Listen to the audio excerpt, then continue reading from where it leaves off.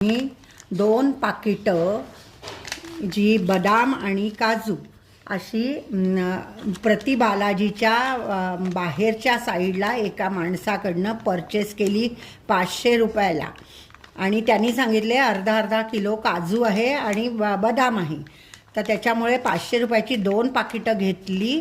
तर ती आम्ही घरी येऊन फोडली. तर हे बघा किती छान पद्धतीने त्यांनी हे केलेलं आहे. ॲक्च्युली काजू एवढेच आहेत आणि त्याच्यामध्ये आतमध्ये आम्हाला ह्याच्या गोळ्या दिसल्या. कसल्या आपल्या लिमलेटच्या गोळ्या होत्या. आणि दुसऱ्या ह्याच्यात हे जे काजू होते बदाम होते ती पण अशीच पावडर चिकटवलेली आहे. आणि त्याच्यामध्ये ह्या अशा गोळ्या मिळाल्या लाल. हे बघा असं. तर अशी फसवणूक इथे देवाच्या ठिकाणी होते. तर सगळ्यांनी सांभाळून राहावं आणि पॅकिंग फोडून घ्यावं.